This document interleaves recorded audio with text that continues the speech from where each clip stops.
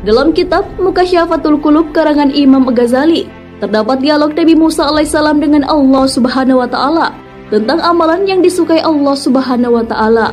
Wahai Allah, aku sudah melaksanakan ibadah yang Engkau perintahkan. Manakah di antara ibadahku yang Engkau senangi? Apakah salatku? Allah Subhanahu wa taala kemudian menjawab, salatmu itu hanya untukmu sendiri, karena salat membuat engkau terpelihara dari perbuatan keji dan mungkar. Nabi Musa alaihissalam pun bertanya lagi, apakah Allah menyukai zikir yang dilakukan Nabi Musa alaihissalam?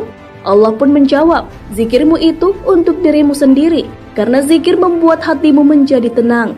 Nabi Musa alaihissalam pun terus menggali informasi mengenai amalan yang disenangi oleh Allah Subhanahu wa taala dan mengatakan, apakah puasaku?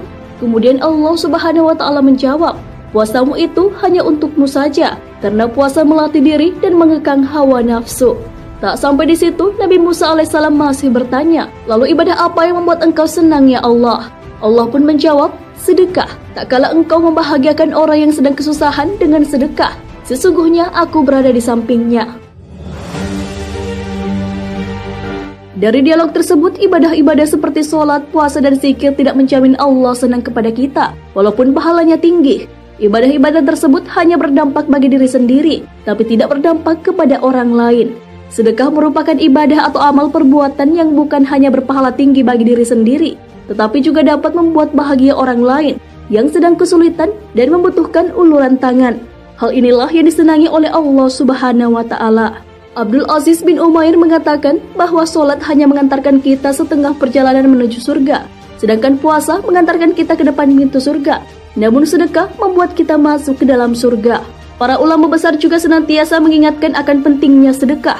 Apabila seseorang yang hanya fokus dengan ritual ibadah untuk diri sendiri, seperti sholat, puasa, dan zikir, hal itu belum menjadi upaya untuk mencintai Allah Subhanahu wa taala. Seseorang yang hanya fokus dengan ibadah yang bermanfaat untuk dirinya sendiri, belum memenuhi syarat untuk masuk ke surga. Adanya sedekah menjadi penyempurna amal ibadah untuk mengantarkan ke surga.